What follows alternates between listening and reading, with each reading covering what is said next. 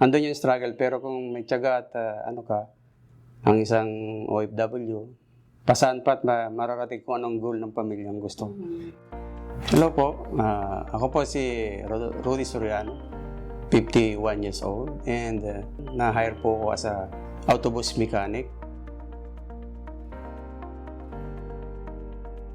Since pandemic po, na house lang po, nagsisearch po ako ng pwedeng ma-applyan. And yun po, nakita ko may slot si iPumps. Nag-apply po ako. After a week, tumawag si iPumps na, oh, Mr. Soriano, final na agad po, final interview.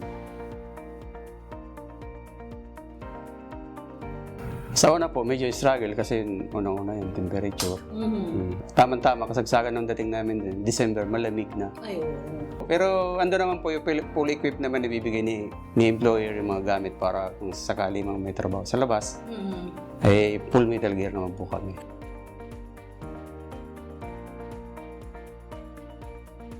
So ang pinaka-target ko kung ibibigay na kami, pag-uwi ko, kung sana may loobin ng Diyos, sabay ko na silang masasama. I see. So, like after 3 to 4 years ka lang umuwi ng Pilipinas? Opo.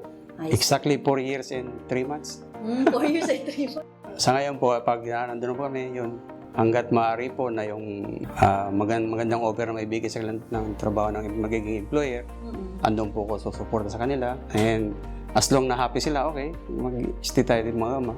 Kung halimbawa ma-enjoy nila todo na, o anak, paano yan? Stable na rin sila. Kung gusto nila mag-stay. Stay.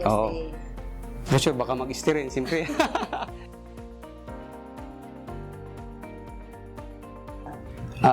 Sa mga new applicants na gustong mag sa Canada, andun yung struggle. Pero kung may tiyaga at ano ka, ang isang OFW, pasan pa at mararating kung anong goal ng pamilyang gustong mag-stay sa Canada. Merci beaucoup, iPumps, pour le travail, si offre moi au Canada pour mécanicien. And now I'm happy for the job that I take now in the Canada. Thank you, iPumps.